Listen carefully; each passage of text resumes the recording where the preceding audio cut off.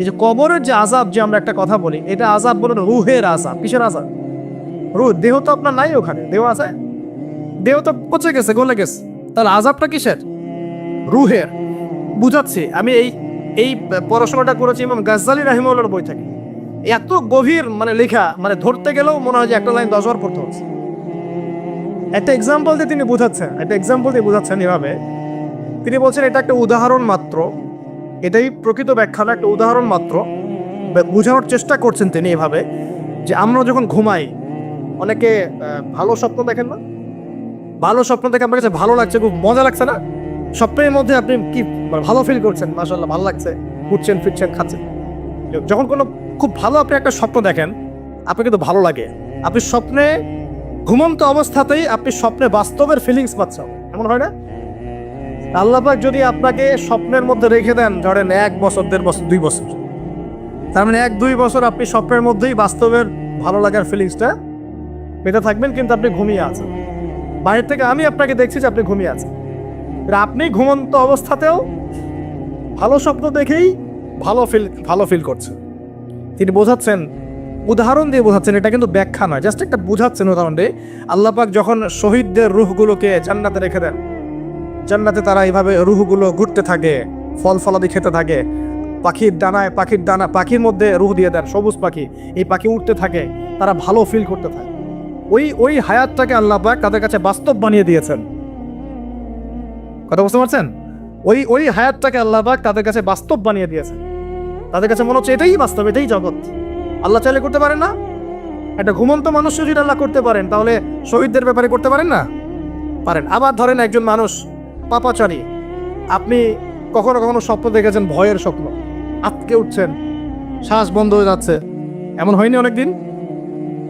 আর হবে তো বেশি, কারণ কানে তো হেডফোন দিয়ে গান শোনেন, আর হেডফোন কানে দিয়ে ঘুমান, FM শুনতে শুনতে ঘুমান, এই কি করতে করতে ঘুমান। ঘুমানোর আগে তো দোয়া কালাম নাই, দোয়া কালাম মাসলুম দোয়া কালাম তো নাই, সূরা মুলক নাই, সূরা বাকারা শেষের আয়াত নাই, ইত্যাদি নাই, পবিত্রতা নাই, বিছান ছাড়েন না, লাইটস অফ করেন না। আপনার সুন্নত মাফিক তো ঘুমাচ্ছি না। ঘুমানোর কতগুলো সুন্নত জানেন? ঘুমানোরই কত সুন্নত আছে। ইস্তেঞ্জা করতে হয়, অজু করে আসতে হয়, পারলে মেসওয়াক করে নেয়, বিছান ঝাড়তে হয়, বিসমিল্লাহ বলে লাইট অফ করতে হয়, দরজা খিল দিতে হয়, পাত্র যদি থাকে খাবার পাত্র, পানির পাত্র ঢেকে দিতে হয়, তারপরে পড়তে হয় বিছানায় গিয়ে আয়াতুল কুরসি, সূরা বাকারা শেষের 2-3টা আয়াত, সূরা ফালাক নাস ইখলাস, হাত একত্রিত করে ফু দিয়ে সারা গা মাসাহ করতে হয়। ডান কাত হয়ে আল্লাহুম্মা বিইসমিকা আমুতু ওয়া আহইয়া বলে এই যে 33 বার সুবহানাল্লাহ, 33 বার আলহামদুলিল্লাহ, 34 বার আল্লাহু আকবার পড়তে পড়তে ঘুমাতে হয়। কয়জন জানে ঘুমানোর সুন্নত? ঘুমানোর আগে এখন কানে হেডফোন, ব্লুটুথ, হাবি জাবি এইসব দিয়ে যুবকরা ঘুমাচ্ছে। প্রতিটা কাজ নবীর সুন্নত মতো করার চেষ্টা করবো, আল্লাহ পাক তৌফিক দান করেন। এই যে 9 নম্বর ওয়াদা করেন, জীবনের প্রতিটা কাজ নবীর সুন্নাহ মতো করবেন। রাজি আছেন ইনশাআল্লাহ? একদম চেহারা থেকে শুরু হবে, চুল দাড়ি পোশাক আশাক থেকে শুরু হবে। আল্লাহ পাক যত উপরে নিয়ে যাবেন, আপনি যেখানেই যান নবীর সুন্নত বাস্তবায়ন করবেন ইনশাআল্লাহ। আল্লাহ পাক তৌফিক এনায়েত করুন, বলি আমি। মনে করেন খারাপ স্বপ্ন দেখছেন, খারাপ স্বপ্নে এখন আপনি কষ্ট পাচ্ছেন, দেখছেন যে পানিতে ডুবে যাচ্ছেন, দেখছেন যে আপনি আগুনে পুড়ে যাচ্ছেন, নাউজুবিল্লাহ, দেখছেন যে আপনি হয়তো কেউ আপনার শ্বাস গলা চিপে ধরেছে ইত্যাদি, মানে আপনি কষ্ট পাচ্ছেন। বাহির থেকে কিন্তু আমি আপনার কষ্ট বুঝতে পারবো না, পারবো? আপনি ঘুমিয়ে আছেন, ঘুমিয়ে আপনি কষ্ট পাচ্ছেন। এখন এই ঘুমন্ত কষ্টের স্বপ্নটাকে আল্লাহ পাক যদি 5 বছর লম্বা করে দেন, পারবেন কিনা? আল্লাহ পাক পারেন কিনা? 5 বছর ঘুমিয়ে আছেন, আপনি উঠতে পারতেছেন। এখন এটা হয় না, আল্লাহ চাইলে পারেন, সম্ভব কিনা? আল্লাহ পাক 309 বছর ঘুম পাড়ায় রাখেন নাই মানুষকে? আছে না দলিল? কোরআনে আছে না? কোন সূরায়? এই তো মাশাআল্লাহ, মাশাআল্লাহ, সূরা কাহফে আছে না? 309 বছর আল্লাহ পাক 9 জন 10 জন ছেলেকে ঘুম পাড়ায় রাখছেন না? রাখছেন। তো এখন মনে করেন যে আল্লাহ পাক আপনাকে ওই কষ্টের আযাবটাকে লম্বা করে দিলেন, কষ্টের ওই স্বপ্নটাকে লম্বা করে, তার আপনি কিন্তু ঘুমের মধ্যেও কষ্ট ফিল করবেন। এখন কবরে যদি আল্লাহ পাক বারজাকের জীবনে সিজ্জিনে কিছু আত্মাকে রেখে আত্মাগুলোকে আযাব দেন, এবং ওইটাকেই যদি তাদের কাছে বাস্তব ফিল দিয়ে দেন, তাহলে কি তার আযাব পাবে না? অনেক ব্যাখ্যা আছে, যেগুলো নিয়ে আলাদা লেকচার দেওয়া লাগে। এতটুকু বোঝেন যে আল্লাহ পাক ইন্নাল্লাহা আলা কুল্লি শাইইন কাদির, আল্লাহ পাক প্রতিটা বিষয় সম্পর্কে ক্ষমতাবান। আল্লাহ পাকের হাতেই সব ক্ষমতা, আল্লাহ সব করতে পারেন। যে আল্লাহ পাক আমাকে শ্বাস নেয়ার ক্ষমতা দিচ্ছেন, নিঃশ্বাস নিচ্ছি, একটা নিঃশ্বাসের দাম কি অন্য কেউ দিতে পারবে?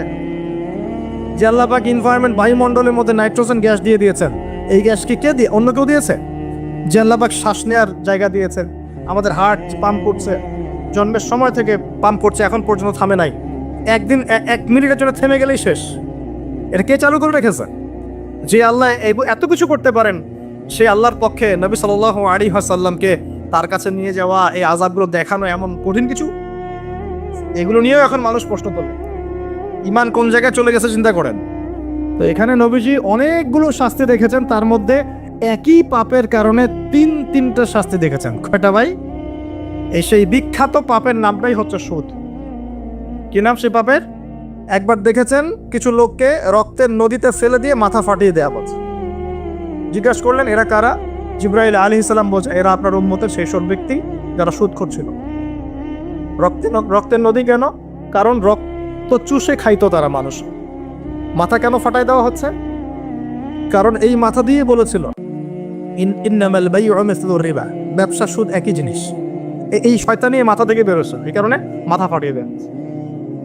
আর একটা শাস্তি দেখেছেন, তারা পাথর খাচ্ছে, পাথর বড় বড় পাথর খাচ্ছে, পিছনের রাস্তা দিয়ে পাথর বের হয়ে যাচ্ছে। জিজ্ঞাসা করলেন কাদের কি কারণে শাস্তি দেওয়া হচ্ছে? জিবরাইল আলাইহিস সালাম বললেন এটাও সুদের কারণে। আরেকটা দেখলেন যে এক ব্যক্তি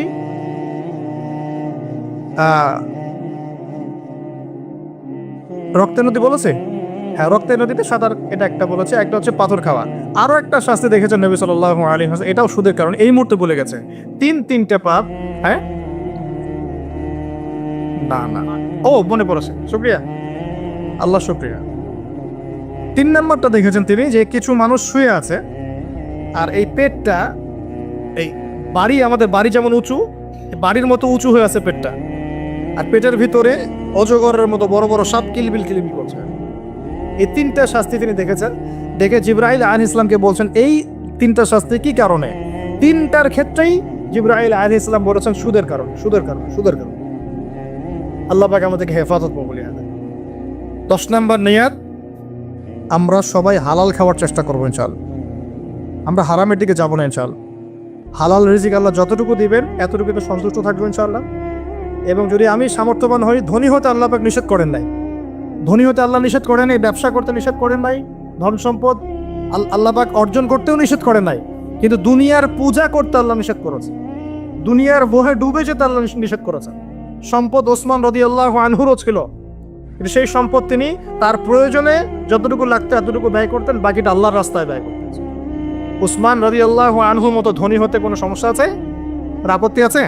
আখিরুজ্জামানের হাদিস স্টাডিগুলো পড়তে গিয়ে আমি এটাও পেয়েছি, নবী সাল্লাল্লাহু আলাইহি ওয়াসাল্লামের পরে 30 জন মিথ্যা নবুয়তের দাবি করবে। কতজন? তার মধ্যে 26 কি 27 জন হচ্ছে পুরুষ, 3 জন বা 4 জন হবে নারী। তো আপনারা কি বিশ্বাস করেন যে নবী সাল্লাল্লাহু আলাইহি ওয়াসাল্লামের পরেও কেউ নবী হয়ে আসতে পারে না? আমরা শুধু এতটুকু বিশ্বাস করি যে ঈসা আলাইহিস সালাম আসবেন, কিন্তু নতুন নবুয়ত নিয়ে নয়, বরং নবী সাল্লাল্লাহু আলাইহি ওয়াসাল্লামের শরিয়াত অনুসরণে ইনশাআল্লাহ, এবং তার হাতেই সভ্যতা শেষ হবে ইনশাআল্লাহ। আমি এই হাদিসগুলো অনেক স্টাডি করছি দাঁড়িয়ে, ইনশাআল্লাহ এটা নিয়ে পরে লেকচার দিব ইনশাআল্লাহ তাআলা। একটা হাদিস পেয়েছি, উনার যুগে, ঈসা আলাইহিস সালামের যুগে একটা ডালিমের খোসার নিচে একটা পরিবার ছায়া আশ্রয় দেবা, এবং এই জমিনটা রুম্বা যেমন করে চকচক করে, আল্লাহ পাক এই জমিনটাকে এরকম করে চকচক করাবেন, এত বেশি বৃষ্টি হবে, জমিন উর্বর হবে। ঠিক যেমন আদম আলাইহিস সালামের যুগে জমিন যেমন সে, সুবহানাল্লাহ। এটাও পেয়েছি যে একটা বকরির পাল, এই বকরির পালের মধ্যে একটা নেকড়ে ঢুকবে। নেকড়ে কি করে? বকরি খেয়ে ফেলে না? কিন্তু ওই যুগে, ঈসা আলাইহিস সালামের যুগে, নেকড়ে বকরিকে খাবে না। এত শান্তি থাকবে সমাজে যে এই যে বাঘ হরিণকে খাচ্ছে না, সিংহ হরিণকে খাচ্ছে না, নেকড়ে ছাগলকে খাচ্ছে না, এরকম সুকুন বিরাজ করবে সমাজে। এরপরে কিছু খারাপ মানুষ আসবে যারা রাস্তাঘাটে জেনা করবে।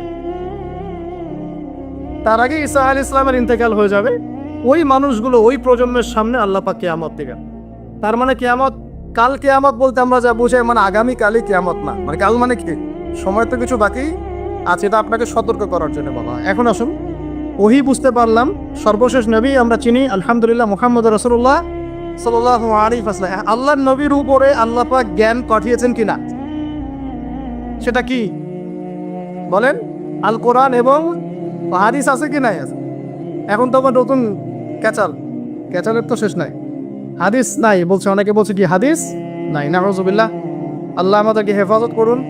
হাদিস তো করতে পারবেন না, একটা কাজই ওযুই করতে পারবেন না। হ্যাঁ, ওযু বলছেন যে 4টা ফরজ আদায় করলে হয়ে যায়, কিন্তু রাসূলের সুন্নাহ মোতাবেক হলো কি, নামাজ কেমন করে পড়বেন, নামাজের বিভিন্ন আহকাম আরকানগুলো কেমন করে পাবেন। তো এগুলো বিতার্কিক বিষয় না, এগুলো প্রমাণিত বিষয় যে এটা কোরআন এবং সুন্নাহর বাইরে ইসলামের, এটা বাদ দিয়ে কেউ শরীয়ত ফলো করতে পারবে, এটা সম্ভব না। তো যাই হোক, এখন আমরা কোরআন এবং সুন্নাহ পেলাম কার কাছ থেকে? নবী সাল্লাল্লাহু আলাইহি ওয়াসাল্লাম এবং সাহাবীদের কাছ থেকে। এই তো, তাহলে জ্ঞানতাত্ত্বিক মূলনীতি পাচ্ছি কয়েকটা। এক হচ্ছে জ্ঞান আল্লাহর পক্ষ থেকে এসেছে, আল্লাহ পাক জ্ঞান ওহীর মাধ্যমে ছড়িয়ে দিয়েছেন। সেই ওহী আমরা এখন শেষ ওহীটা কি পেয়েছি? কোরআন এবং হাদিস। এর মধ্যেই সমস্ত জ্ঞানের উৎস আছে, এর বাইরে উপকারী জ্ঞান আমরা নিতে পারবো, কোনো সমস্যা নাই। কোরআন এবং সুন্নাহর সাথে সাংঘর্ষিক না এমন জ্ঞান আমরা নিতে পারবো, কোরআন সুন্নাহর সাথে সাংঘর্ষিক নয় এমন জ্ঞান আমরা অবশ্যই নিতে পারবো। কোরআন সুন্নাহর সাথে সাংঘর্ষিক জ্ঞান আমরা নিতে পারবো না। কথা ক্লিয়ার? আচ্ছা, এখন আমরা দেখলাম যে আল্লাহর নবী তার সাহাবীদের সাথে থেকে, তাদের উপস্থিত থেকে শিখিয়েছেন কিভাবে নামাজ পড়তে হবে, কিভাবে রোজা রাখতে হবে, কিভাবে ওযু করতে হয়, প্রত্যেকটা বিষয় শিখিয়েছেন। তার মানে জ্ঞান শিখতে হলে এখন আপনার ওস্তাদ লাগবে কিনা? তাহলে আমরা পাচ্ছি জ্ঞান, আমরা পাচ্ছি কিতাব, আমরা পাচ্ছি ওস্তাদ, আমরা পাচ্ছি ছাত্র। 4টা জিনিস তো পেয়ে গেলেন। এখন লাগে আপনার মুজাহাদা, মানে কি করা, প্রচেষ্টা চালানো। এখন সাহাবীরা কি একদিনে জ্ঞান শিখে ফেলেছেন, না দীর্ঘদিন লেগেছিলেন? তাহলে একটা দীর্ঘ সময় আপনাকে জ্ঞানের সাথে থাকতে হবে, টিচারের সাথে থাকতে হবে, একটা সিস্টেম লাগবে। এই জিনিসগুলোকে মাথায় রেখে ওলামায়ে কেরাম এরকম মসজিদ, মাদ্রাসা, মক্তব, স্কুল, কলেজ করেছে। স্কুল কলেজ যদিও বা একটু সেগুলার শব্দ শোনায়, কিন্তু সব স্কুল তো আর খারাপ নয়, সব স্কুল খারাপ। ওখানে যে জ্ঞানগুলো শিক্ষা দেওয়া হয় সেই জ্ঞানগুলো আমাদের প্রয়োজন আছে না? আছে। এখন সাহাবীদের যুগ তো এখন নাই, আছে? আমরা কি সাহাবী থেকে পাচ্ছি না। সাহাবীদের যুগের পরে ইমামদের যুগ ছিলেন, আমরা কি ইমামদেরকেও পাচ্ছি? ইমামদের পর মুহাদ্দিসদের যুগ এসেছে, আমরা কি তাদেরকেও পেয়েছি? এখন আমরা কাদেরকে পেয়েছি? আমরা পেয়েছি প্রত্যেক যুগের বরেণ্য আলেমদেরকে। কাদেরকে পেয়েছে? তাহলে আমাদের সামনে কোরআন আছে, হাদিস আছে, নবী নাই, সাহাবী নাই, ইমাম কেউ নাই। আমাদের সামনে কারা আছেন? আলেম ওলামা আছেন। আলেম ওলামারা কোরআন সুন্নাহ থেকে আপনাকে মাসলা মাসাইল, ইসলামের বিধিবিধান এগুলো রিসার্চ করে আপনার সামনে উপস্থাপন করবেন, আপনি সেটা ফলো করবেন। এই তো, এর বাইরে কি কোনো অপশন আছে? এখন আমি যদি বলি না, আমি এই মাঝখানের আলেমদেরকেও নিব না, আমি ইমামদেরকেও নিব না, মুহাদ্দিসদের কাউকে নিব না, আমি খালি কোরআন সুন্নাহর বইপত্র করব, সরাসরি নবীকে ফলো করব, আমি সরাসরি নবীকে ফলো করব, আমার কোনো মাধ্যমের দরকার নাই। তার মানে ব্যাপারটা এরকম যে আমার স্কুল, কলেজ, ইউনিভার্সিটি কিচ্ছু দরকার নাই, আমার টিচারের দরকার নাই, আমাকে মেডিকেল সায়েন্সের কিছু বই এনে দেন, পড়বো, ডাক্তার হয়ে যাব। অতএব আপনাকে অবশ্যই বরেণ্য ওলামায়ে কেরামকে তো লাগবে। ওলামায়ে কেরামের সামনে যাবেন, তাদের কাছে বইপত্র পড়বেন, উসুলগুলো শিখবেন, আকীদা শিখবেন, তারপরে হাদিসের কিতাবগুলো মোতালা করবেন, আস্তে আস্তে আপনাকে তারা বড় জায়গায় নিয়ে যাবে। এই তো সিস্টেম। এই সিস্টেমের বাইরে কি নবীকে ফলো করার কোনো সিস্টেম আছে? এখন এই জিনিসগুলো শেখার জন্য তাহলে প্রতিষ্ঠান সহায়ক নাকি প্রতিবন্ধক? এই কারণে শিক্ষা প্রতিষ্ঠানগুলোর জন্য আমরা দোয়া করি, আল্লাহ পাক যেন দ্বীনি প্রত্যেকটা শিক্ষা প্রতিষ্ঠানকে কবুল করে। কিন্তু এখন সমস্যা কাটতে হচ্ছে, সমস্যা হচ্ছে যে বিশ্ব এগিয়ে গেছে অনেক দূর, আগায় নাই। এখন কি ঘোড়ায় চড়ার যুগ? এখন কি তীর দিয়ে যুদ্ধ করার যুগ? এখন তো মিসাইলের যুগ। কিসের যুগ? তথ্য প্রযুক্তি, ডেটা, ইন্টারনেট সেকশন, হ্যাঁ, সায়েন্সের যুগ, টেকনোলজির যুগ। এখন তো অন্যরকম যুগ। এই যুগেতে 1 সেকেন্ডে যা করা যায়, আগের যুগে হয়তো ওটা করতে আমাদের একদিন সময় লেগে যেত, তাই না? 1 মুহূর্তের মতো অনেক কিছু করা যায়, যেটা আগে সম্ভব ছিল না। এই যুগের জন্য উপকারী কিছু জ্ঞান শেখা কি ক্ষতিকর না ভালো? বুঝতে পারছেন না? মনে করেন চাষ করার জন্য আগে একটা সিস্টেম ছিল, এখন আধুনিক সিস্টেম এসেছে, আপনি অল্প সময় বেশি চাষ করতে পারবেন। নেবেন কিনা আপনি? অবশ্যই নিব। বুদ্ধিমান হলে কি অবশ্যই নিব, যতক্ষণ না সেটা ইসলামের সাথে সাংঘর্ষিক হয়। ইসলামের সাথে সাংঘর্ষিক হলে নিচ্ছি না, কিন্তু উপকারী হলে নিব কিনা। এই জন্য আমি বলি আমার পক্ষ থেকে, আমার নাসিহা, আমার পরামর্শটা, আমার মত, সবারই মত প্রকাশের স্বাধীনতা থাকতে পারে। আপনার মত ডিফারেন্ট হতে পারে, আপনি আপনার মত নিয়ে কবরে যান, আমি আমার মত নিয়ে কবরে যাচ্ছি, কোনো সমস্যা নেই।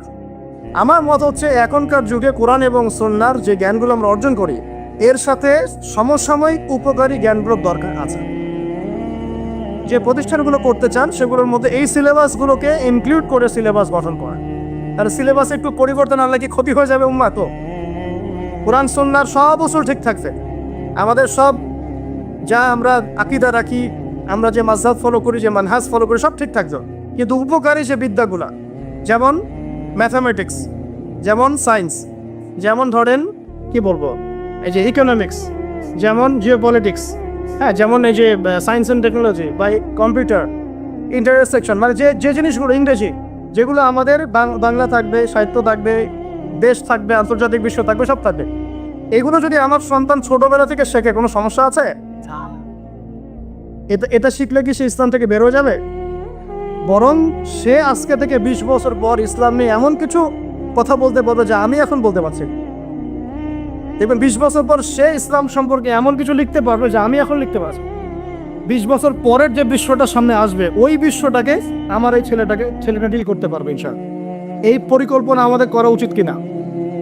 এই জন্য যেসব প্রতিষ্ঠানে সিলেবাসে কিছু সংশোধন আনার সুযোগ আছে সেখানে আনা উচিত, আমার মনে হয় আনা উচিত। এটা আমার মত। আপনি যদি ডিফার করেন এটা আপনার মত, আপনার থাকতে পারে। আর নতুন নতুন যে প্রতিষ্ঠানগুলো করতে চাচ্ছেন বা যে ভাইরা উদ্যোগ নিচ্ছেন, আমার পরামর্শ হচ্ছে ছোট থেকে একদম প্লে থেকে বা শিশু শ্রেণী থেকে বাংলা, ইংরেজি, অঙ্ক এগুলোর সাথে কোরআন সুন্নাহকে একটা কম্বাইন্ড করে একটা এডুকেশন সিস্টেম লঞ্চ করে। এরকম কিন্তু অনেকেই কাজ করছে, দেশের অনেক জায়গায় এরকম কাজ হচ্ছে আলহামদুলিল্লাহ। তো এগুলোকে সমন্বয় করাটা খুব কঠিন কাজ। এখানে অনেক জেনারেল শিক্ষিত বড় বড় পদের ভাই আছেন, এখানে অনেক বুজুর্গ আছেন, গণ্যমান্য ব্যক্তিবর্গ আছেন, সরকারি কর্মকর্তা আছেন, তারা সবাই ইনশাল্লাহ শিক্ষিত মহল ইনশাল্লাহ অ্যাটলিস্ট আমার এই কথাটার সাথে একমত হবেন। শুরু থেকেই আমাদের সন্তানদেরকে, আমরা তো ইসলাম দিয়ে শুরু করবো, আলিফ বা তাসা দিয়ে শুরু করবো ইনশাআল্লাহ, আল্লাহকে চেনাবো, রসুলকে চেনাবো, এখান থেকে শুরু করবো। পাশাপাশি আমরা ইংরেজি, বাংলা, অঙ্ক এগুলো শেখার কোনো সমস্যা আছে? এই সমন্বয়টা করে যদি ক্লাস ওয়াইজ ভাগ করা যায়, ক্লাস 1, ক্লাস 2, ক্লাস 3, এভাবে যে 10 পর্যন্ত যাওয়া যায়, যে আমার ছেলে 10 পর্যন্ত পড়াশোনা করেছে, 10 পারা হাফেজও হয়েছে না, সম্ভব কিনা? সম্ভব। আমার ছেলে ক্লাস 10 পর্যন্ত পড়েছে, এই মাশাআল্লাহ 100 হাদিস তার মুখস্থ আছে, সম্ভব কিনা? বছরে 10টা করে হাদিস মুখস্থ করা সম্ভব না? আমার ছেলে ক্লাস 10-এ পড়ে, সে শুধু ইংরেজি বাংলাই জানে না, আরবিও লিখতে পারে, সম্ভব কিনা?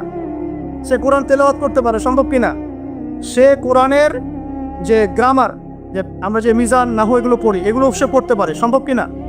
আমার ছেলেটা অনার্সে পড়ছে, পাশাপাশি হাদিসের এবারতও পড়তে পারে, এটা সম্ভব কিনা? তো এই জিনিসটা যদি আমরা একটু গুছিয়ে করতে পারি ইনশাআল্লাহ তাআলা, আমি খুব আশাবাদী যে আগামী 10 থেকে 20 বছরের মধ্যে আপনি নতুন একটা প্রজন্ম পাবেন ইনশাআল্লাহ। এই প্রজন্ম দুই দিকেই সমান দক্ষ হবে ইনশাআল্লাহ তাআলা। তবে তারা কেউ যেন উদ্ধত অহংকারী না হয়, তারা যেন কেউ শিক্ষিত মূর্খ হয়ে না যায়, শিক্ষিত মূর্খ সমাজে, এটা নিশ্চিত করতে হবে আমাদেরকে। তারা যেন সত্যবাদী হয়, সৎসাহসী হয়, তারা যেন কর্মঠ হয়, খেলাধুলা করে ফিজিক্যালি ফিট হয়, তারা যেন ঠিক টাইমে ঘুমায়, ঠিক টাইমে ওঠে, ভালো খাবার খায়, ভালো পরিবেশে মেশে, এগুলো নিশ্চিত করতে হবে। কারণ পড়াশোনা শুধু কিন্তু বই পুস্তক পড়ার নাম না, আখলাকের পরিবর্তনের নাম পড়াশোনা।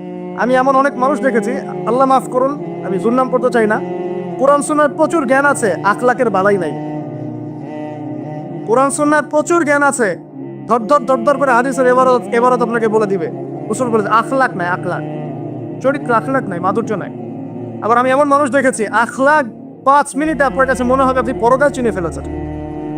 এমনও মানুষ বাংলার আনাচে কানাচে আছে। বড় বড় ওলামায়ে কেরামদের দরবারে যান, তাদের সাথে পরামর্শ করেন, দেখা সাক্ষাৎ করেন, 5-10 মিনিটে বুঝবেন যে পরকাল কি জিনিস।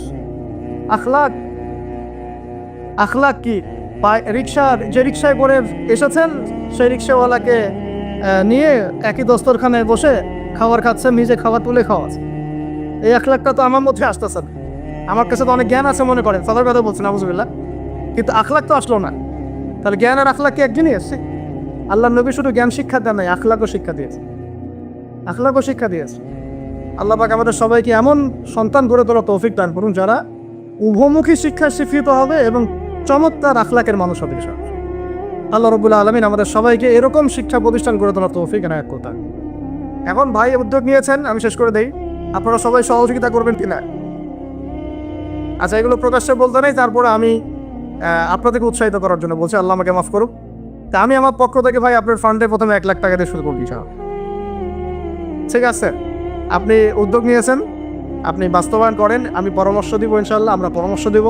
এলাকার তরুণ প্রজন্ম আপনাকে সাহায্য করবে ইনশাল্লাহ। এলাকার যারা বরেণ্য গুণীমানী ব্যক্তি আছেন তারা আপনাকে পরামর্শক হিসেবে থাকবেন। আর ইয়াংরা শ্রম দিবা, ইয়াংরা কি দিবা? শ্রম দিবা ইনশাল্লাহ। আমাদের ছেলেমেয়েরা যদি ভালো কিছু শেখে, ভালো কিছু জানে, আমাদের লাভ না? শেষ করার আগে একটা হাদিস দিয়ে শেষ করি। মানুষ মারা গেলে সব আমল বন্ধ হয়ে যাবে। মানুষ মারা গেলে কি হবে ভাই? এই যে এত ফুটানি বাহাদুরি শেষ, মুহূর্তেই শেষ। আল্লাহ মাফ করুক আমাদেরকে। আল্লাহ আমাকে আপনাকে সবাইকে, আমাদের তরুণ প্রজন্মকে আল্লাহ পাক দীর্ঘ নেক হায়াত দারাজ করো না, নেক হায়াত দান করো, নেক হায়াত, যে হায়াত আল্লাহর পথে কাটে, এটা নেক হায়াত। আর বদ হায়াত দিয়ে কি করবে? বদ হায়াতের তো খালি মানে ভুক্তভোগী হইতে হবে পরে। তো দেখেন, মানুষ মারা গেলে সব আমল বন্ধ হয়ে যায়, শুধুমাত্র 3টা রাস্তা খোলা থাকে। কটা ভাই? একটা বলা হচ্ছে সদকায়ে জারিয়া। একটা কি? সদকায়ে জারিয়া। সদকায়ে জারিয়া মানে যে মসজিদ একটা সদকায়ে জারিয়া হতে পারে, মাদ্রাসা একটা সদকায়ে জারিয়া, এরকম ইসলামিক শিক্ষা প্রতিষ্ঠান সদকায়ে জারিয়া। আপনার নলকূপ স্থাপন করেছেন, গাছ লাগিয়ে দিয়েছেন, মানে মানুষের কল্যাণে কন্টিনিউয়াসলি কাজে আসছে, এগুলোর নাম কি? সদকায়ে জারিয়া। জানেন রাষ্ট্র যারা চালান তাদের সদকায়ে জারিয়া পাওয়ার কত সুযোগ আছে? মনে করেন রাষ্ট্রের একজন প্রেসিডেন্ট, তিনি যদি 100টা হসপিটাল করে দেন আল্লাহর সন্তুষ্টির জন্য, কবরে গেলে এই 100টা হসপিটালে যত মানুষ চিকিৎসা নেবে সব নেকি তিনি হবে। লাভ না? যত রাস্তাঘাট করা হয়েছে এগুলো যদি আল্লাহকে সন্তুষ্ট করার জন্য করা হয়, মানুষকে সন্তুষ্ট করার জন্য না, আল্লাহকে সন্তুষ্ট করার জন্য এগুলো করা হয়, এই নিয়াত ঠিক থাকে, মৃত্যুর পরেও কবরের মধ্যে এই মানুষ চলাচল করছে, রাস্তাঘাটে নেকি পাবেন স্যার। ব্রিজ পার হচ্ছে নেকি পাবেন স্যার। কালভার্ট ইউজ করছে নেকি পাবেন স্যার। সদকায়ে জারিয়া মানে কি? সমাজ কল্যাণমূলক, জনকল্যাণমূলক কাজ, যে কাজ কি হয়? চলতে থাকে, অনবরত চলতে থাকে। তো আল্লাহ পাক আমাদেরকে সদকায়ে জারিয়ামূলক কাজ করার তৌফিক দান। এখন বলেন, শিক্ষা প্রতিষ্ঠান সদকায়ে জারিয়ামূলক কাজ কিনা? জারিয়ামূলক কাজ কিনা? এটা যে টিকে থাকে এবং এখানে যদি শত শত মানুষ পড়াশোনা করতে থাকে, এই নেকিটা কে পাবে? যারা এটার উদ্যোগ নিয়েছে, প্রতিষ্ঠাতা, তারা পাবেন ইনশাআল্লাহ, শিক্ষকরা পাবেন ইনশাআল্লাহ। আল্লাহ পাক তৌফিক দান করুন। সহিহ বুখারীর নাম শুনেছেন না? ইমাম বুখারী কি বেঁচে আছেন? এখন পর্যন্ত সহিহ বুখারী পড়া হয় কিনা? এই নেকি কে পাচ্ছেন? এই নেকি কে পাচ্ছেন? বুখারী রাহিমাহুল্লাহ কবরে শুয়ে নাকি পাচ্ছেন ইনশাআল্লাহ তাআলা। এরকম কিছু কাজ করে যে আল্লাহ পাক তৌফিক দান। 2 নাম্বার হচ্ছে সৎ সন্তান। 2 নাম্বার কি ভাই? সৎ সন্তান। সন্তান তো তোমাদের এখন হয় নাই মনে হয়, আল্লাহ পাক হওয়ার ব্যবস্থা করুন। আমি যুবকরা এখানে খুব মানে কষ্টের পড়ে, বুঝি, আমিও বুঝি, কারণ আমরাও ভুগেছি এক সময়। হ্যাঁ, 8-10টা বিয়ের প্রস্তাব দিয়েছি, মানুষ গ্রহণ করে নাই। হ্যাঁ, কারণ হচ্ছে আমার টাকা পয়সা ছিল না, বাড়ি নাই, টাকা নাই, কিছু নাই। তোমার সাথে বিয়ে শাদী দিয়ে কি হবে? আমার মেয়ের ভবিষ্যৎ খারাপ করবো নাকি? এখন লাইন ধরে করে কি করে এখন? ওই জন্য একদিন বলেছি আপনাদেরকে, মানুষের অবস্থানকেই ফালতু আছে, এটা সত্য কথা। আপনার অবস্থান যদি এখন ভালো হয় না, দেখবেন আপনার পিছনে মেয়ের বাপের অভাব নাই। আর আপনার তো এখন চাকরি বাকরি নাই, জমি জমা নাই, হ্যাঁ, আপনার টাকা পয়সা কম, আপনি দৌড়ান মানুষের পিছনে, আপনাকে পাত্তা দিবে না। দুনিয়া খুব খারাপ। এই জন্য ভাই, দুনিয়ার দাস হয়েন না, আল্লাহর দাস হয়ে যান ইনশাআল্লাহ। দুনিয়ার পিছনে ছোটেন না। আল্লাহ আপনাকে দুনিয়া পায়ের সামনে এনে দিয়েছে ইনশাআল্লাহ। আপনি আল্লাহর হয়ে যান, দুনিয়া আল্লাহ পাক আপনাকে পায়ের সামনে এনে দিবেন ইনশাআল্লাহ। তখন দুনিয়ার প্রতি আপনার মোহ কাজ করবে না। সিরিয়াসলি বলছি, মোহ কাজ করবে। আল্লাহ আমাদেরকে সবাইকে পরকালের স্বার্থে কাজ করার তৌফিক দেন। সৎ সন্তান একটা নেককার জিনিস। কেন? কারণ পিতামাতা মৃত্যুর পর তারা দোয়া করতে থাকে, তারা সেই পিতামাতার লেগেসি বহন করে। এখন আমাদের সন্তানদেরকে সৎ বানানোর জন্য শিক্ষা প্রতিষ্ঠান কাজে দিবে কিনা? তাহলে দুটো মিলল কিনা? আচ্ছা, 3 নাম্বার হচ্ছে এমন জ্ঞান যা মানুষের উপকারে আসে। এমন জ্ঞান যা মানুষের উপকারে আসে, এই দৃষ্টিকোণ থেকে শিক্ষা প্রতিষ্ঠানগুলো কাজে আসতে পারে কিনা। অতএব আমরা দোয়া করি যে ভাই যে উদ্যোগটা নিয়েছে, এই উদ্যোগটা যেন আল্লাহ পাক এই 3টা ক্ষেত্রে বাস্তবায়ন করার তৌফিক দেন। এটা যেন সদকায়ে জারিয়ার মাধ্যম হয়, এটা যেন মানুষকে ভালো কিছু জ্ঞান শেখানোর মাধ্যম হয়, এবং এমন কিছু স্টুডেন্ট আমাদের সন্তানের মতোই, এমন কিছু সন্তান আল্লাহ পাক আমাদেরকে মানুষ করার তৌফিক দান করুন, যারা আগামীতে ইসলামকে হাতে নিয়ে, কোরআন সুন্নাহকে হাতে নিয়ে এই বিশ্বের চ্যালেঞ্জগুলো মোকাবেলা করবে, ইসলামকে এগিয়ে নিবে, প্রতিষ্ঠা করবে ইনশাআল্লাহ। আজকে আর লম্বা করছি না। আল্লাহ পাক আপনাদের সবাইকে ভালো রাখুন, সুস্থ রাখুন, নিরাপদে রাখুন। আমরা দোয়া করি আল্লাহ পাক আপনাদের সবার নেক হায়াতে বরকত দান করুন, কোরআন সুন্নাহ মেনে চলার তৌফিক দান করুন। 5টা প্রবলেম হচ্ছে: 1 শিরক, 2 নাম্বার মাদক, 3 নাম্বার সুদ, 4 নাম্বার মেয়েদের অবমাননা, আর 5 নাম্বার হচ্ছে আপনার গোত্রীয় হানাহানি, মানে মারামারি কাটাকাটি করতো তারা। আচ্ছা, এরকম একটা সমাজে আমাদের নবীকে আল্লাহ পাক নবী করে পাঠালেন, বলেন সুবহানাল্লাহ। এখন ওই সমাজে থেকেও কি নবীজি পাপের সাথে যুক্ত হয়েছিলেন? তিনি এইরকম পাপে নিমজ্জিত সমাজে থেকেও কোনো পাপের সাথে যুক্ত হন নাই। এবার নবী সাল্লাল্লাহু আলাইহি ওয়াসাল্লাম প্রথম ওহী প্রাপ্ত হলেন। সূরা আলাকের প্রথম 5টা আয়াত আল্লাহ পাক বলছেন, ইকরা বিসমি রাব্বিকাল্লাযী খালাক, পড়ুন আপনার রবের নামে যিনি আপনাকে সৃষ্টি করেছেন। নবীজি ওহী প্রাপ্ত হয়ে বাসায় ফিরে আসলেন। বাসায় এসে খাদিজা রাদিয়াল্লাহু আনহাকে বললেন, এই ঘটনা ঘটেছে, গুহার মধ্যে ফেরেশতা একজন এসেছিলেন, আমাকে জোরে চিপে ধরেছেন, ছেড়ে দিয়েছেন, ছেড়ে বলেছেন ইকরা, আপনি পড়ুন। আমি বলেছি মা আনা বিকারি, আমি তো পড়তে জানি না। আবার চিপে ধরেছে, আবার ছেড়ে দিয়েছে, বলছে পড়ুন। নবীজি বলছেন মা আনা বিকারি, আমি তো পড়তে জানি না। আমাদের নবীজি কিন্তু পড়তে জানতেন না। আবারও বলছেন ইকরা, পড়ুন। নবীজি বলছেন মা আনা বিকারি, আমি তো পড়তে জানি না। চতুর্থবার তিনি বলছেন ইকরা বিসমি রাব্বিকাল্লাযী খালাক, খালাকাল ইনসানা মিন আলাক, ইকরা ওয়া রাব্বুকাল আকরাম আল্লাযী আল্লামা বিল কলম আল্লামাল ইনসানা মা লাম ইয়ালাম। এবার খাদিজা রাদিয়াল্লাহু আনহা তিনি মুসলিম হয়েছেন। তার চাচাতো ভাই ওয়ারাকা বিন নাফেলের কাছে নিয়ে গেছেন। তিনি বলেছেন যে হ্যাঁ, তোমার কাছে যে এসেছিল তার নাম নামুস, মানে জিবরাইল আলাইহিস সালাম। তুমি নবুয়ত পেয়েছো, এখন তোমার এলাকার মানুষ তোমাকে বের করে দিবে। নবীজি বলছেন আমার এলাকার মানুষ আমাকে বের করে দিবে? আওয়া মুখরিজিয়াহুম, তারা কি আমাকে বের করে দিবে? তখন নবীজিকে বলা হচ্ছে হ্যাঁ, এর আগে যার কাছে এই ওহী এসেছে তাকেই তার কম বের করে দিয়েছে। নবীজি দাওয়াতি কাজ করতে থাকলেন। প্রথম 3 বছর গোপন দাওয়াত। কয় বছর?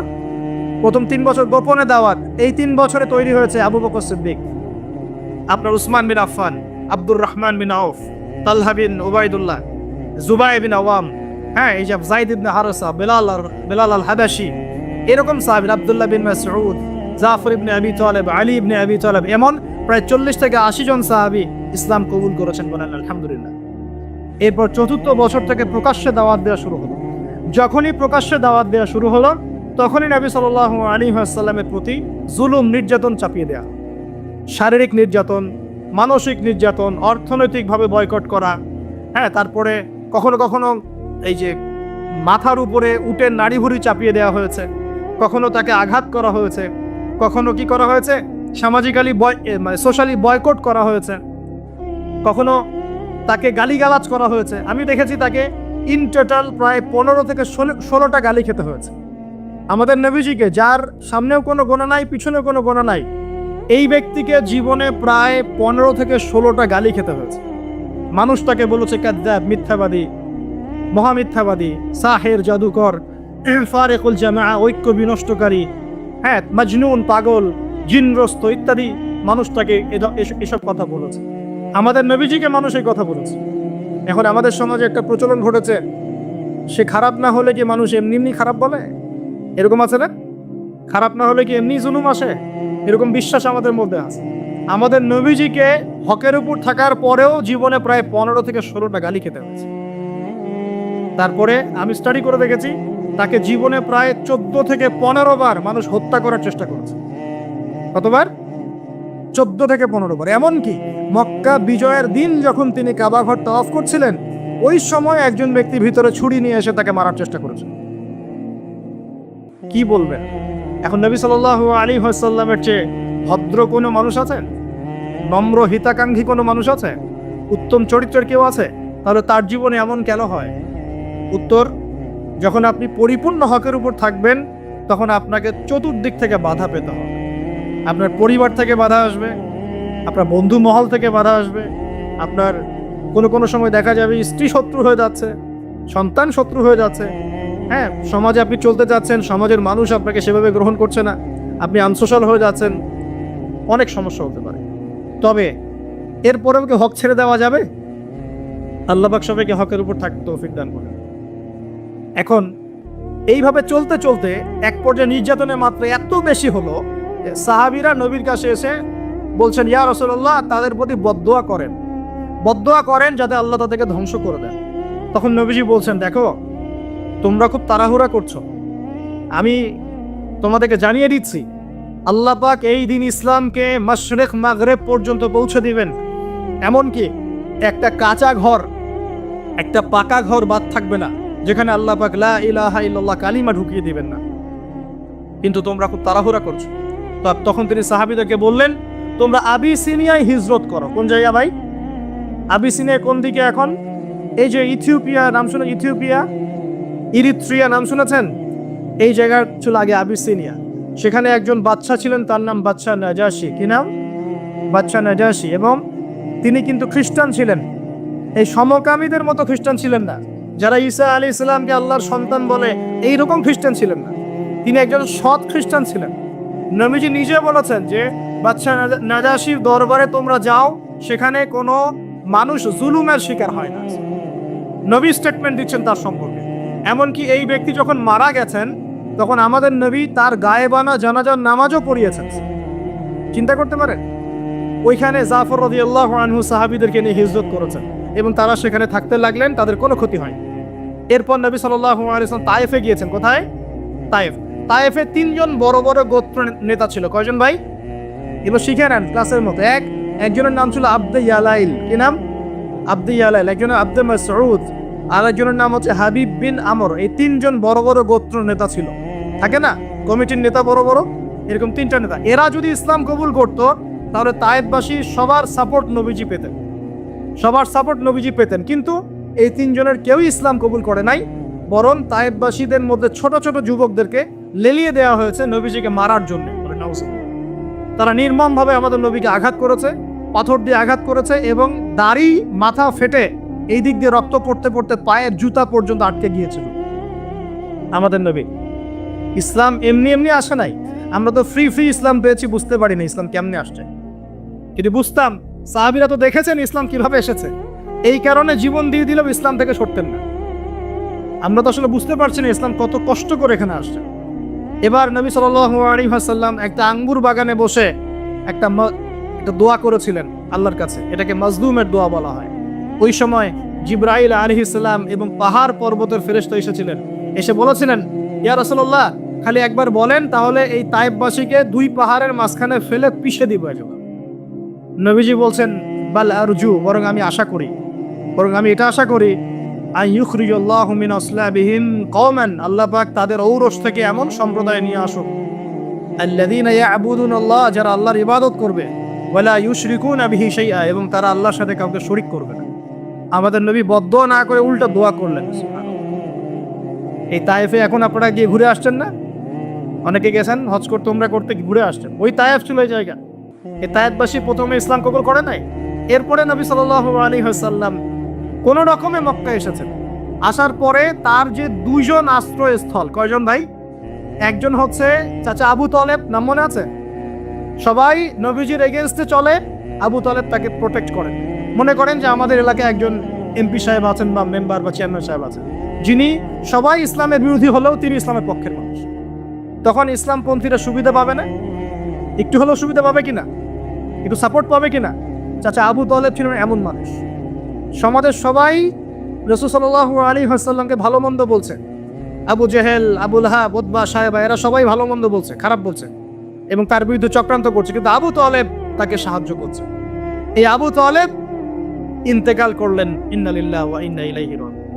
ঠিক আবু তলেব ইন্তেকাল করার 3 দিন বা 7 দিনের মধ্যেই নবী সাল্লাল্লাহু আলাইহি ওয়াসাল্লাম প্রিয়তম স্ত্রী, ওই যে খাদিজা রাদিয়াল্লাহু আনহা, যিনি তার ভালোবাসা, যার প্রেম, যার মমতা, যার স্নেহ, সম্পদ সব দিয়ে নবী সাল্লাল্লাহু আলাইহি ওয়াসাল্লামকে সাপোর্ট দিয়েছেন, উনিও ইন্তেকাল করলেন, ইন্না লিল্লাহি ওয়া ইন্না ইলাইহি রাজিউন।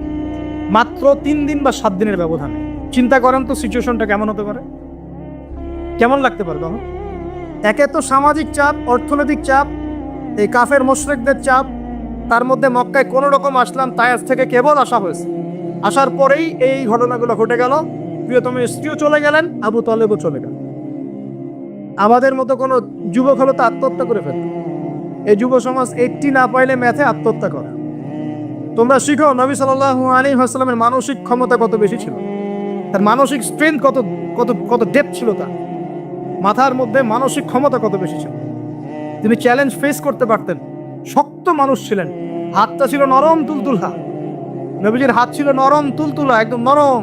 সাহাবীরা বলেছেন মুসাফা করলে মনে হতো একদম রেশমের মতো তুলতুলা নরম হাত, কিন্তু সেই হাতে যখন তিনি তরোয়াল ধরতেন শক্ত হয়ে যেত। কথা বুঝতে পারছেন না? নরম হাতের অধিকারী, কিন্তু ভিতরের কলব ঈমান একদম চট্টানের মতো, পাহাড়ের মতো শক্ত, মানসিক ক্ষমতা পাহাড়ের মতো শক্ত। তো তিনি কি ভেঙে পড়লেন? কিন্তু মনে তো কষ্ট পেয়েছেন, এর জন্য এই বছরটার নাম হচ্ছে আমুল হুজন। কি নাম ভাই? আমুল হুজন, মানে কষ্টের বছর। ঠিক এই সময় এই জন্য বেশি কষ্ট পেয়েছেন, মনে কষ্ট পেয়েছেন, তার আশ্রয়স্থলগুলো একটা একটা করে শেষ হয়ে গেল, তিনি এখন মনোকষ্টে ভুগছেন। ঠিক এই সময় আল্লাহ রাব্বুল আলামিন কি করলেন এখন শুনেন। এখান থেকে আমরা আস্তে আস্তে আলোচনা শেষের দিকে যাব, খুব মনোযোগ দিবেন। নবী সাল্লাল্লাহু আলাইহি ওয়াসাল্লাম এশার নামাজ পড়েছেন। কিসের নামাজ? এশার নামাজ পড়ে কাবা ঘরের পাশে হাতিম আছে, কাবার হাতিমের উপর তিনি শুয়ে আছেন ডান কাত হয়ে, ডান কাতে শোয়া সুন্নাত। ডান কাতে শুয়ে আছেন, তন্দ্রা ভাব, পরিপূর্ণ ঘুম আসে নাই। নবীদের কিন্তু ঘুম নাই, নবীদের ঘুমটাও কিন্তু, নবীদের ঘুমের মধ্যে যা আসে আল্লাহর পক্ষ থেকে সেটা ওহী। নবীদের দেহ ঘুমায়, অন্তর কিন্তু ঘুমায় না, মনে রাখবেন। নবীদের কি ঘুমায় না? কলব, অন্তর কিন্তু ঘুমায় না, মনে রাখবেন। এবার তিনি শুয়ে আছেন, হঠাৎ দুইজন ফেরেশতা আসলেন। কয়জন ভাই? একজন জিবরাইল আলাইহিস সালাম, একজন মিকাইল আলাইহিস সালাম। এসে নবী সাল্লাল্লাহু আলাইহি ওয়াসাল্লামকে আস্তে করে জাগিয়ে দিলেন। জাগিয়ে নবী সাল্লাল্লাহু আলাইহি ওয়াসাল্লামকে হাত ধরে নিয়ে যাচ্ছেন কোথায়? পাশে জমজম কূপের পাশে জমজম কূপ আছে, দেখেছিলেন না? যারা হজ উমরা করে আসছেন হয়তো দেখতে পারবেন। এই জামজাম আগের মতো তার নাই, একটা আইডিয়া পাবেন আর কি। জামজাম কূপের পাশে নিয়ে গিয়ে নবী সাল্লাল্লাহু আলাইহি ওয়াসাল্লামকে আবার আস্তে করে শুইয়ে দেওয়া হয়। এই যে পুরো ঘটনাগুলো ঘটে যাচ্ছে না, এগুলো কিন্তু মুহূর্তে ঘটে যাচ্ছে। মানে পুরো বিশাল ঘটনা ঘটে যাওয়ার পর দেখা যাবে ওই অজুর পানি কেবল গড়িয়ে গড়িয়ে যাচ্ছে, এখনো শেষ হয়। মানে সময় কে নিয়ন্ত্রণ করে? পৃথিবীর সময়ের ফ্রেম আর আল্লাহ পাকের টাইম ফ্রেম এক নয়। আল্লাহ পাকের টাইম ফ্রেম টোটালি ডিফারেন্ট, আমাদের টাইম ফ্রেম আলাদা, মনে থাকবে। এখানে কিন্তু অনেক নাস্তিক অনেক প্রশ্ন করতে পারে। এবার শুয়ে দেওয়ার পর নবী সাল্লাল্লাহু আলাইহি ওয়াসাল্লামের বুকটাকে একদম এই গলার নিচ থেকে নিয়ে যেখানে লোম উঠে নাভি, এই নাভি পর্যন্ত চিরে দেওয়া হয়েছে জীবিত অবস্থাতেই। এবার তার হার্ট, কলিজাটাকে বের করা হয়েছে। এই প্রথম ওপেন হার্ট সার্জারি নাম শুনেছেন কিনা? যে ওপেন হার্ট সার্জারি হচ্ছে। এবার এই কলিজাটাকে প্রথমে জমজমের পানি দিয়ে ধোয়া হয়েছে। কিসের পানি? জমজমের পানির মধ্যে শেফা আছে। যাদের অসুস্থতা আছে জমজমের পানিতে সূরা ফাতিহা ফু দিয়ে খাবেন, ইনশাআল্লাহ শেফা হয়ে যাবে, ইনশাআল্লাহ শেফা হবে। জমজমের পানিতে ধোয়ার পরে এর এই কলবটাকে, কলিজাটাকে ঈমান এবং হেকমতে পূর্ণ একটা পেয়ালা দিয়ে ধুয়ে দেওয়া হয়েছে। একটা পেয়ালার মধ্যে ঈমান নিয়ে আসা হয়েছিল এবং হিকমা, প্রজ্ঞা নিয়ে আসা হয়েছে। এটা রাখার পরে এই ঈমান প্রজ্ঞা দিয়ে ঢেলে এই পুরো জায়গাটা বন্ধ করে দেওয়া হয়েছে। কি রূপকথা মনে হচ্ছে? আমরা যে নিঃশ্বাস নিচ্ছি এটাই কি আল্লাহর অলৌকিকত্ব না? এই যে হার্ট আমাদের পাম্প করতেছে, যখন আমরা ছোট বাচ্চা ছিলাম ওই সময় থেকে নিয়ে এখন পর্যন্ত পাম্প করছে। 1 সেকেন্ডের জন্য কি থেমে গিয়েছিল? এটাই তো অলৌকিকত্ব। যে আল্লাহ আমাদেরকে বাঁচায় রাখতে পারেন, সে আল্লাহর পক্ষে এগুলো করা কি অসম্ভব কিছু? আচ্ছা, এবার নবী সাল্লাল্লাহু আলাইহি ওয়াসাল্লামকে একটা বাহনের মধ্যে উঠানো হচ্ছে। বাহনটার নাম বোরাক। কি নাম? বোরাক। এবার বাহনটা হচ্ছে গাধার চেয়ে একটু বড়, খচ্চরের চেয়ে একটু ছোট এবং একটু লম্বা দেহের, সাদা রঙের। কি রঙের? এবার নবীজি এখানে উঠতে যাচ্ছেন, বাহনটা একটু ফাপড় নিল, একটু ভাব দেখালো আর কি। ভাব দেখানো বোঝেন কিনা? ওই যে আপনার গার্লফ্রেন্ড আপনার সাথে যা দেখায় আর কি। আছে তো গার্লফ্রেন্ড? না ভাই, আলহামদুলিল্লাহ। তাহলে স্ত্রী তো দেখায়। স্ত্রী ভাব দেখালে সবর করতে হবে। কি করতে হবে? স্ত্রী ভাব দেখালে সবর করতে হবে, চুপ থাকতে হবে। এগুলো টিপস শেখেন, নাহলে পরে সমস্যা হইতে পারে। স্ত্রী ভাব দেখাতে পারে, তখন সবর করতে হবে, চুপ থাকতে হবে। পরে দেখবেন ভাব নিজেই আবার ঠান্ডা হয়ে গেছে, চাপ। ঠিক আছে? আর নিচে গরম হয়ে গেলে সমস্যা। আপনি গরম হয়ে গেলে পুরো একদম তরকারি পুরো যাবে একেবারে। কথা বুঝতে পারছেন? আল্লাহ বোঝার তৌফিক দান করুন। বোরাকটা ভাব নিচ্ছে আর কি। এখন বোরাককে জিবরাইল আলাইহিস সালাম বলছেন, এই শোনো, তোমাকে সৃষ্টি করার পর থেকে, ভালো করে শোনেন, তোমাকে সৃষ্টি করার পর থেকে মুহাম্মদ সাল্লাল্লাহু আলাইহি ওয়াসাল্লামের চেয়ে শ্রেষ্ঠ কোনো মানুষ তোমার গায়ে পা দেয় নাই। বলেন আল্লাহু আকবার, বলেন আল্লাহুম্মা সাল্লি আলা মুহাম্মদ, আল্লাহুম্মা বারিক আলা মুহাম্মদ। তোমাকে সৃষ্টি করার পর থেকে মুহাম্মাদের চেয়ে সাল্লাল্লাহু আলাইহি ওয়াসাল্লাম শ্রেষ্ঠ কোনো মানুষ তোমার পিঠে ওঠে নাই। সুবহানাল্লাহ। মায়ের গর্ভে যখন সন্তান, তখন ফেরেশতা লিখে দিচ্ছেন এক, তার হায়াত কতটুকু হবে, ব্যাস লেখা হয়ে গেছে। রিজিক কি কি পাবেন, আপনার রিজিক সব লেখা হয়ে গেছে। এখন আপনারা কি রিজিকটাকে হালাল পথে চাচ্ছেন না হারাম পথে? যদি হালাল পথে চান ওই অ্যামাউন্ট অফ রিজিকই পাবেন, যদি হারাম পথে চান ওই রিজিকই পাবেন, এর বাইরে যাবে না রিজিক। যাবে যাহলে সবর করেন, আল্লাহ পাক হালাল পথেই রিজিক দিবে ইনশাআল্লাহ তাআলা। রিজিক বৃদ্ধির জন্য কিছু আমল আছে, তার মধ্যে শ্রেষ্ঠ আমল হচ্ছে নামাজ, এর সাথে চাষতের নামাজ পড়া। চাষত মানে সালাতুদ দুহা, এর আগে ইশরাকের নামাজ আছে। রিজিক বৃদ্ধির জন্য আত্মীয়তার সম্পর্ক বজায় রাখতে হয়, আত্মীয়তার সম্পর্ক বজায় রাখলে রিজিক প্রশস্ত হবে। বেশি বেশি যে আল্লাহ জিকির করে এবং কোরআন তেলাওয়াত করে তার রিজিক বাড়ে আলহামদুলিল্লাহ, এবং যে আল্লাহর রাস্তায় খরচ করে তার রিজিক বাড়ে ইনশাআল্লাহ। এই রিজিক বাড়ার কিছু পলিসি আছে। সবচেয়ে শ্রেষ্ঠটা হচ্ছে নামাজ, আল্লাহর জিকির তেলাওয়াত, এরপর আমলের মধ্যে আত্মীয়তার সম্পর্ক বজায় রাখা। নবীজি বলছেন কেউ যদি চায় যে তার রিজিকটা লম্বা হোক, হায়াতটা লম্বা হোক, সে যেন আত্মীয়তার সম্পর্ক বজায় রাখে। আত্মীয়তার সম্পর্ক এখন আস্তে আস্তে নষ্ট হয়ে যাচ্ছে না? খেয়াল করে দেখেন, আত্মীয়তার সম্পর্ক আপনি বজায় রাখবেন। মনে রাখবেন, আমি বারবার একটা কথা বলেছি আপনাদের ওয়াজ মাহফিলে, যে পৃথিবীতে যে কাজই করবেন আল্লাহর সন্তুষ্টির জন্য করবেন। আত্মীয়তার সম্পর্ক বজায় রাখবেন আল্লাহর সন্তুষ্টির জন্য, তাদের কাছে কিছু পাওয়ার আশায় না। যখনই আপনি কারোর কাছে কিছু পাওয়ার আশা করবেন আপনি কষ্ট পাবেন। যখনই কারোর কাছে কিছু পাওয়ার আশা করবেন আপনি কষ্ট পাবেন। কারো কাছে এত বেশি পাওয়ার আশা করবেন না। কার কাছে পাওয়ার আশা করবেন? আল্লাহর কাছে, যে আমি এই কাজটা করছি আল্লাহ আমাকে পুরস্কার দিবে ইনশাআল্লাহ। আমি আত্মীয়তার সম্পর্ক বজায় রাখছি কেন? আল্লাহর কাছে রিজিকে বরকতের আশায়, আল্লাহর সন্তুষ্টির জন্য। মনে রাখবেন প্রিয় ভাইয়েরা, আমল কবুল হওয়ার শর্ত মোটামুটি তিনটা। কয়টা? এক নম্বর, আমলগুলো হতে হবে আল্লাহর সন্তুষ্টির জন্য, এক। দুই নম্বর, আমলটা হতে হবে রাসূলুল্লাহ সাল্লাল্লাহু আলাইহি ওয়াসাল্লামের পদ্ধতিতে, অন্য কারো পদ্ধতিতে নয়। তিন নম্বর, আমলটা করার জন্য আপনার রিজিকটা হতে হবে হালাল। হারাম রিজিকের আমল আল্লাহর কাছে কবুল হয় না। আল্লাহ পাক আমাদের সবাইকে হালাল রিজিকের ব্যবস্থা করে দিন এবং রিজিকটাকে প্রশস্ত করুন, আমিন। তো রিজিক লেখা হয়ে গেছে। দুই, তিন নাম্বার লেখা হয়ে গেছে এ ব্যক্তি কি কি কাজ করবে দুনিয়ায়, এ ব্যক্তি দুনিয়ায় কি কি কাজ করবে সব লেখা হয়ে গেছে। এখন যদি একটা চোর বলে যে আল্লাহ পাক আমার তাকদিরে লিখেছিলেন যে আমি চুরি করব, তাই আমি চুরি করেছি।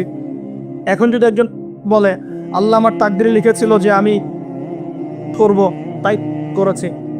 এখন যদি যারা এই জনগণের কিছু সম্পদ আত্মসাৎ করে খেয়ে ফেলছে তারা যদি বলে আল্লাহ তাকদিরে লিখছিলেন জন্যই দুর্নীতি করেছি, তাহলে কথাটা কি হবে? গ্রহণযোগ্য হবে? এখন যদি দলিল দেয় তাকদিরে তো লেখা ছিল। এই আকীদাটার নাম হচ্ছে জাবারিয়া আকীদা। কি আকীদা? জাবারিয়া। এমন একজন ব্যক্তি উমর রাদিয়াল্লাহু আনহুর দরবারে এসেছিল, চোর চুরি করেছে, ধরা পড়েছে। উমর রাদিয়াল্লাহু আনহু বলেছেন হাত কেটে ফেলো। তখন সে বলছে যে আমার হাত তো কাটা যাবে না। কেন? আল্লাহ পাক তাকদিরে লিখেছেন আমি চুরি করব, তাই চুরি করেছে। উমর রাদিয়াল্লাহু আনহুর সামনে এই কথাটা বলেছে। আর উমর রাদিয়াল্লাহু আনহু কি বিচক্ষণ মানুষ ছিলেন না বোকাশোকা ছিলেন? বলেন, তার মতো শাসক পাওয়া যাবে? তার মতো আরো একজন শাসক আসবে ইনশাআল্লাহ পৃথিবীতে। তার নাম কি? নবী ঈসা আলাইহিস সালাম ইনশাআল্লাহ তাআলা। এবং তার আগে আরো একজন ইমাম আসবেন। তার নাম কি? তার নাম হচ্ছে মুহাম্মদ। কি নাম? তার নাম মুহাম্মদ, তার উপাধি হচ্ছে মাহদি। কখন আসবেন? যখন পৃথিবীতে যুদ্ধ বিগ্রহ ছড়িয়ে পড়বে, ব্যাপক আকারে মালহামা চলবে, তখন আসবেন। কাদের পক্ষে আসবেন? মুসলিমদের পক্ষে। কি উদ্দেশ্যে আসবেন? সারা বিশ্বে জুলুম তুলে ফেলার জন্য। এবং আরেকটা কি উদ্দেশ্য? ওই জেরুজালেম উদ্ধার করার জন্য। কোন জেরুজালেম? যেটা এখন ইহুদিরা দখল করে আছে। চারপাশে আরবরা, মাঝখানেও কেমন করে দখল করে আছে? আরবদেরকে হাতের মুঠোয় নিয়ে নিয়েছে। এই কারণে মুনাফিকদের উপর টিকে আছে সে, এবং তার পশ্চিমা মিত্রদের উপর টিকে আছে। ঈসা আলাইহিস সালাম কেন আসবেন? এই জায়গাটা পুনরুদ্ধার করার জন্য। ঈসা আলাইহিস সালাম কি পরাজিত হবেন না বিজয়ী হবেন? কত বছর বিশ্ব শাসন করবেন? 40 বছর। এগুলো হবে বিশ্বে, এগুলো হওয়া এখনো বাকি আছে। আরো কি হবে? মুসলিমরা কনস্ট্যান্টিনোপল আবার জয় করবে। এই কনস্ট্যান্টিনোপলের মধ্যে ফিতনা দেখা দিবে অচিরেই, মুসলিমরা ওইটা আবার দখল করবে ইনশাআল্লাহ তাআলা। আরো কি হবে বললাম, ভূমিকম্পের বছরগুলো আসবে সামনে, এবং মুতায়নুন শাদীদ, মহামারীও আসবে। আরো কি, বড় বড় 3টা ভূমিকম্প বাকি আছে এখনো। আগে বলেছি লেকচারে, একটা পৃথিবীর পূর্বে, একটা পশ্চিমে, একটা মাঝখানে। এগুলো এখনো বাকি আছে। বিশ্বে অনেক কিছু হওয়া এখনো বাকি আছে। এখন যা দেখছি এগুলোই স্বপ্ন, এগুলো চলে যাবে। সময় কি হবে? চলে যাবে। আরো নতুন সময় আসবে ইনশাআল্লাহ তাআলা। আমাদের দায়িত্ব কি? আমাদের দায়িত্ব পরিস্থিতি বুঝে দিন ধরে রাখা, আমল করা এবং মানুষকে দিনের দিকে আহ্বান করা। আমরা যদি দায়িত্ব পালন না করি তাহলে কি হবে? আল্লাহ পাক আমাদেরকে সরিয়ে দিয়ে নতুন কওম নিয়ে আসবেন। আল্লাহ পাক সূরা মুহাম্মাদে বলেছেন, ওয়া ইন তাতাওয়াল্লাউ, তোমরা যদি মুখ ফিরিয়ে নাও, ইয়াস্তাবদিল কওমান গায়রাকুম, আল্লাহ পাক নতুন কওমকে তোমাদের জায়গায় স্থলাভিষিক্ত করবেন। সুম্মা লা ইয়াকুনু আমসালাকুম, তারা তোমাদের মতো হবে না, মানে আমাদের মতো অপদার্থ হবে না। উম্মার বিজয়ের শর্ত কি? আল্লাহ সূরা মুহাম্মাদই বলেছেন, ইন তানসুরুল্লাহ ইয়ানসুরুকুম, তোমরা আল্লাহর দ্বীনকে সাহায্য করো তবেই আল্লাহ তোমাদেরকে সাহায্য করবে। ওয়া ইউসাব্বিত আকদামাকুম, তোমাদের পা আল্লাহ দৃঢ় করে রাখবেন। আমরা আল্লাহকে সাহায্য না করলে আল্লাহ পাক আমাদেরকে সাহায্য করবেন না। সিম্পল।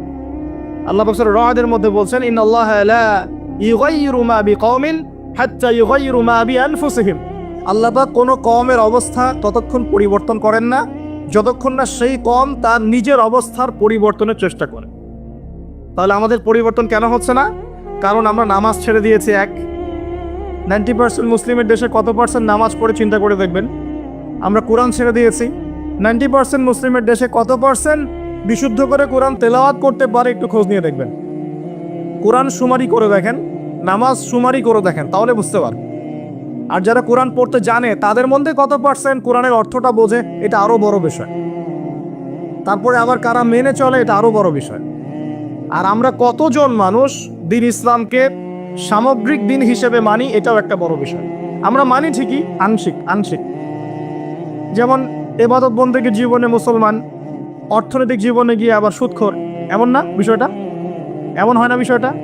ইবাদত বন্দেগীর জীবনে আমি পাক্কা মুসলিম, কপালে সেজদার দাগ আছে মাশাআল্লাহ, দাড়ি টুপিও আছে মাশাআল্লাহ, কিন্তু ব্যবসায় গিয়ে মাপে কম দিচ্ছি না, ব্যবসায় গিয়ে আমি আরাম ভেজাল দিচ্ছি কিনা, এরকম হচ্ছে কিনা?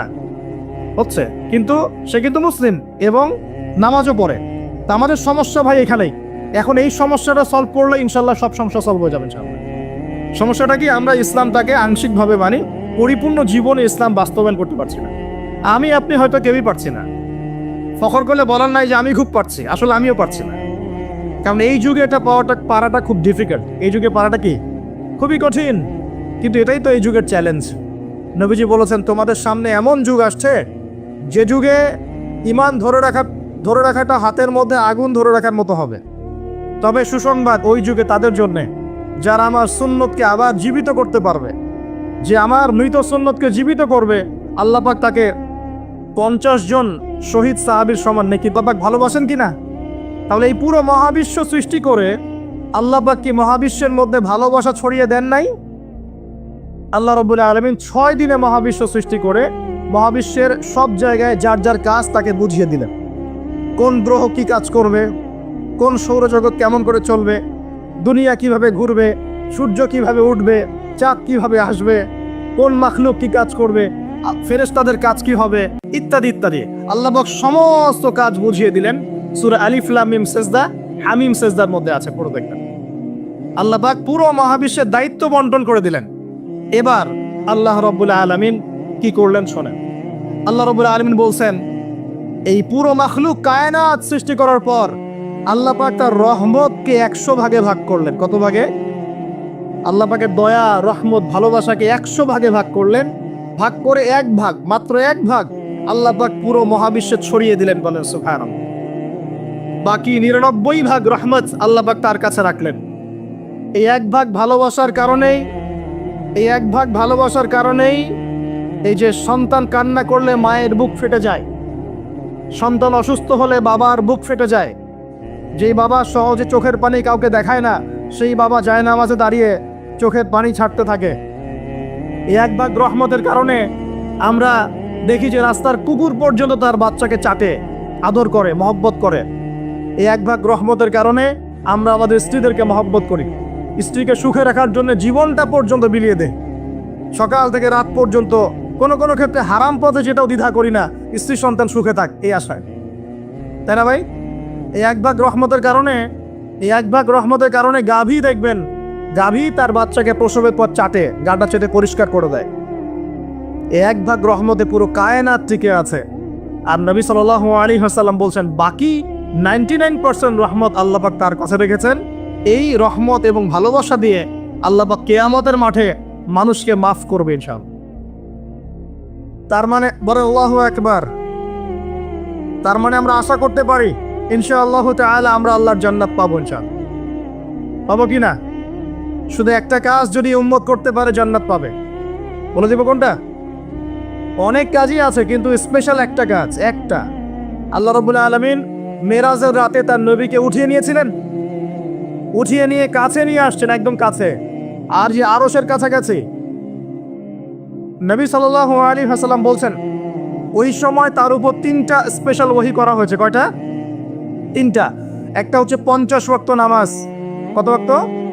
এটা কমতে কমতে কমতে কত ওয়াক্ত হয়েছে? 5। 5কেও কমানোর জন্য কোন নবী বলছিলেন? মুসা আলাইহিস সালাম বলছেন 5ও পারবে না, কমায় নিয়ে আসেন। 5ও যে পারবে না, মুসা আলাইহিস সালাম কেমন করে জানলেন? তার উম্মত 2 ওয়াক্ত নামাজ পড়ো। কয় ওয়াক্ত নামাজ পড়ো ছিল? ওই 2 ওয়াক্ত তার আদায় করতে পারে নাই। এই অভিজ্ঞতা থেকে তিনি বলেছেন যে আপনার উম্মত 5 ওয়াক্ত পারবে না। সত্যি না মিথ্যা কথাটা? আসলেই কি উম্মত 5 ওয়াক্ত নামাজ পড়তে পারছে? আচ্ছা, যাই হোক, আল্লাহ পাক আমাদেরকে পড়ার তৌফিক দান করুন। দ্বিতীয় ওহী হচ্ছে সূরা বাকারার শেষের 3টা আয়াত। কয় আয়াত? সূরা বাকারার শেষের 3 আয়াত ওহী করেছেন কে? আল্লাহ রাব্বুল আলামিন। কোনো ব্যক্তি যদি রাতের বেলা সূরা বাকারার শেষের 3টা আয়াত পড়ে সারা রাত ইবাদত করেন নাকি পাবে ইনশাআল্লাহ। আর 3 নাম্বারটা হচ্ছে স্পেশাল, সেটা হচ্ছে আল্লাহ পাক বলেছেন, হে মুহাম্মদ সাল্লাল্লাহু আলাইহি ওয়াসাল্লাম, বলেন সাল্লাল্লাহু আলাইহি ওয়াসাল্লাম, তোমার উম্মতের কোনো ব্যক্তি যদি আসমান জমিনের সমান গোনা নিয়ে আমার সামনে দাঁড়ায়, আসমান জমিন সমান গোনা নিয়ে আমার সামনে দাঁড়ায়, কিন্তু আমার সাথে শিরকের পাপ নাই, আমার সাথে কোনো শিরকের পাপ করে নাই, ইনশাআল্লাহ আমি আল্লাহ তার সামনে আসমান জমিন সমান ক্ষমা নিয়ে হাজির হব ইনশাআল্লাহ। তার মানে আমরা যদি ইনশাআল্লাহ তাআলা শিরকের পাপ থেকে দূরে থাকতে পারি, ইনশাআল্লাহ আশা করা যায় আমরা আল্লাহর সন্তুষ্টি পাবো ইনশাআল্লাহ। এরপর আল্লাহ রাব্বুল আলামিন কি করলেন? আল্লাহ রাব্বুল আলামিন পুরো মহাবিশ্ব সৃষ্টি করে সব দায়িত্ব ভাগ করে দিলেন। ভাগ করে দেওয়ার পরে আল্লাহ পাক জান্নাত জাহান্নাম সৃষ্টি করেছেন কিনা? আচ্ছা, জান্নাত এবং জাহান্নাম কার কার জন্য সৃষ্টি করেছেন বলেন? জিন আর মানুষ। আচ্ছা, এখন জান্নাতের চেয়ে কি শান্তির কোনো জায়গা আছে? আচ্ছা, এই জান্নাত কার জন্য সৃষ্টি করেছেন? জিন আর মানুষ। আচ্ছা, তাহলে আল্লাহ পাক মানব জাতিকে ভালোবাসেন কিনা? ভালোবাসেন কিনা? আপনি যখন কাউকে ভালোবাসবেন তাকে সবচেয়ে সুন্দর গিফট দিতে চাইবেন কিনা? তার জন্য সবচেয়ে ভালোটা কিনতে চাইবেন কিনা? আল্লাহ পাক জান্নাত তৈরি করেছেন কাদের জন্য? আমাদের জন্য। তার মানে আল্লাহ পাক আমাদেরকে ভালোবাসেন কিনা? অবশ্যই বাসেন। আল্লাহ রাব্বুল আলামিন জাহান্নামও তো সৃষ্টি করেছেন। এখন যদি বলি যে তাহলে আল্লাহ পাক কি আমাদেরকে ভালোবাসেন না, জাহান্নামে কিভাবে দিবেন? উত্তরটা কি হবে তাহলে? উত্তর হচ্ছে এই যে যদি আল্লাহ না করুক কোনো ব্যক্তি জাহান্নামে যায়, তাহলে বুঝতে হবে সেই ব্যক্তি জাহান্নামে যাওয়ার যোগ্য ছিল বলেই জাহান্নামে গিয়েছে। কথা কি বুঝতে পারছেন?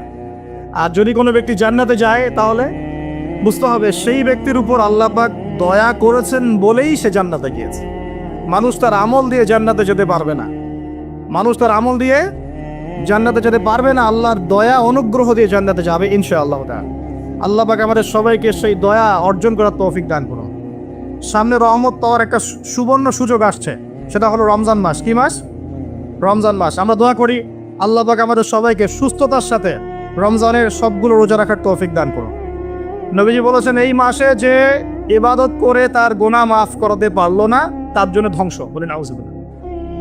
আমরা তো রমজান আসার আগে দুনিয়াবি প্ল্যান করছি, রমজানে কিভাবে ব্যবসায় উন্নতি করব, রমজানে কিভাবে বেশি লাভ করব। হ্যাঁ, তো রমজান মাস হচ্ছে ইবাদতের মৌসুম। আল্লাহ পাক আমাদের সবাইকে রমজান মাসে 5 ওয়াক্ত নামাজ পড়ার তৌফিক দান করুন, কোরআন তেলাওয়াত করার তৌফিক দান করুন, কোরআন বুঝে পড়ার তৌফিক দান করুন, তারাবির নামাজ জামাতে পড়ার তৌফিক দান করুন, এবং বেশি বেশি মানুষকে ইফতার করানোর তৌফিক দান করুন। যাদের যাকাত ফরজ হয়েছে জাকাত দিচ্ছেন না, আল্লাহর ওয়াস্তে রমজান মাসে জাকাত দিয়ে দিবেন ইনশাআল্লাহ। আর আমি কিন্তু আগেই বলেছি, রমজান মাসে ভাই দ্রব্যমূল্যের দাম কিন্তু খুব চড়া ওঠানামা করবে। অতএব যাদের সামর্থ্য কম তাদের ঘরে ইফতার পৌঁছে দেওয়ার দায়িত্ব কার? যা আমাদের। যাদের সামর্থ্য আছে তারা, যারা সামর্থ্যবান নয় তাদের ঘরে ঘরে মাসের বাজার পৌঁছে দিবেন ইনশাআল্লাহ। আল্লাহ পাক তৌফিক এনায়েত করুন, বলি আমিন। এবার দেখেন, আল্লাহ পাক সৃষ্টি করলেন আদম আলাইহিস সালামকে। তাকে এর আগে আল্লাহ পাক জিন জাতি সৃষ্টি করেছেন, আমি ওইদিকে যাচ্ছি না, আমি মানুষের কথা বলছি। আদম আলাইহিস সালামকে আল্লাহ পাক কেমন করে সৃষ্টি করেছেন? আল্লাহ পাক সূরা সাদের মধ্যে বলেছেন যে খলাকতু বিয়াদাই, খলাকতু বিয়াদাই, আমি আদমকে আমার হাত দিয়ে সৃষ্টি করেছি। কি দিয়ে? হাত দিয়ে। এটা কি ভালোবাসার বহিঃপ্রকাশ নয়? আল্লাহ পাক কি আমাদেরকে ভালোবাসেন না? ভালোবাসেন। আচ্ছা, এই দুনিয়াতে যত কিছু আছে, এই দুনিয়ার আকাশ বাতাস নদী নালা পানি অক্সিজেন সবকিছু কার জন্য সৃষ্টি করা হয়েছে? গরু ছাগলদের জন্য, মানুষের জন্য। মূল দায়িত্ব কার? মূল অধিকার কার? মানুষের নয় কি? তাহলে এই পুরো বিষয়গুলো কি আল্লাহ পাকের ভালোবাসার বহিঃপ্রকাশ নয়? হ্যাঁ। আচ্ছা, এবার আসেন, আল্লাহ পাক আদম আলাইহিস সালামকে সৃষ্টি করে সমস্ত নাম শিক্ষা দিয়েছেন। এই যে নাম শিখানো মানে জ্ঞান শিখানো, এই জ্ঞান শিখানোটাকে আল্লাহর দয়া ভালোবাসা নিদর্শন নয়? একটু ধরাই দিচ্ছি আপনাদেরকে। এবার সামনে আসেন, আল্লাহ পাক ফেরেশতাদের সামনে তাকে উপস্থাপন করলেন, করে বললেন সব ফেরেশতা তোমরা যারা আছো সিজদা করো আদমকে।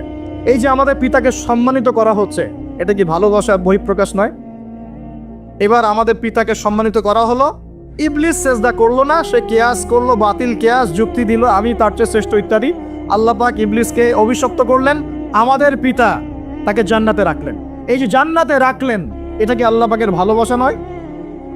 এবার আল্লাহ পাক আদম আলাইহিস সালামের পাঁজর থেকে সৃষ্টি করলেন তার স্ত্রী হাওয়া আলাইহিস সালামকে।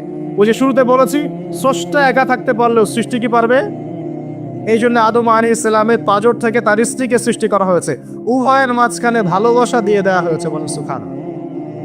এই জিনা ভালোবাসার নিদর্শন নয়, বিয়ে শাদী হচ্ছে ভালোবাসার নিদর্শন। আল্লাহ পাক বলেছেন সূরা রুমের মধ্যে, ওয়াজআলা বাইনাহুমা মাওয়াজ্জাতা ওয়া রাহমা, আমি আল্লাহ স্বামী স্ত্রীর মধ্যে ভালোবাসা এবং হৃদ্যতা সৃষ্টি করে দিয়েছি। বলেন সুবহানাল্লাহ।